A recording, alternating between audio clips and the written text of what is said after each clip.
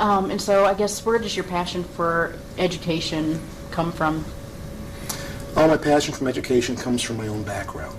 I've said many times that growing up in Cleveland, Ohio, during a very turbulent era within our country, where civil rights and justice and issues of that nature, social issues, became very relevant and very real. What I found was that education seemed to be the way that our country could understand where it was and proceed to a much brighter future. Okay. And so now that you are in this position, how do you feel that, you are helping to change things and educate others and that sort of thing? I have the great privilege of working with a wonderful faculty and staff to make a difference in the Rockford area and, in fact, nationally. Our educators and our learning process really helps students to gain their goals of an educational attainment level that will allow them to do what they want to do and accomplish their dreams. All right. And now you said that in May it'll be 2 years since you took the position here? I conclude my second year at the end of May. All right. What do you enjoy about your job? What I enjoy the most about my job is watching the lights come on in the eyes of students as they get it. That's the critical piece of the learning process, that they're challenged with new ideas and new thoughts, understanding new theories. It relates to what they know, and they go forward with a new passion, a new understanding of the world and all that's around them. I know there has to be some challenges. What sort of challenges do you face in your position? Well, I think today all of us in higher education would look at the challenge of the economy. Quite frankly, as families struggle with employment and income, their decisions about where to go to college and if they want to go to college become paramount in their minds. So as we think about that, we want to make sure that we provide an education that's affordable to most and that accomplishes the same goals of bringing students to where they need to be. Is there anything that stands out about Rockford College? You said you were the president in Urbana, so you go from a really large university to smaller school.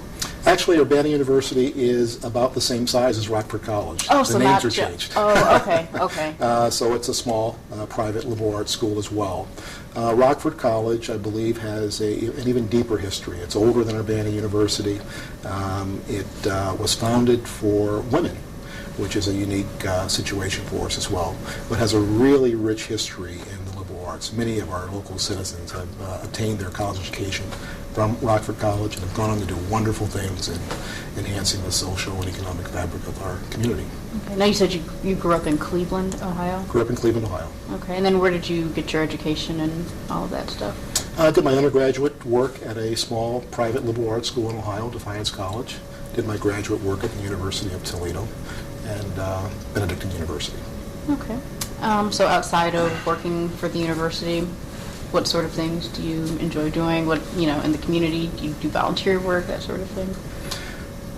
My wife and I are both truly engaged in the community. I serve on the boards of Swedish American Hospital, the Rockford Symphony Orchestra, the Golden Apple Foundation, and Kobe College Corporation. Mm-hmm. Now, in terms of, high leading officials in education, I don't know too many African Americans. I may be wrong, it just may be ignorance, but, it's nice to see that, they're out there. Do you feel like, you can be an inspiration to other young minorities that are trying to, move up in the ranks and move into administration positions? It's interesting that we're talking during Black History Month. There's a story that I always tell that when you see a turtle on top of a fence post, you know he didn't get there by himself.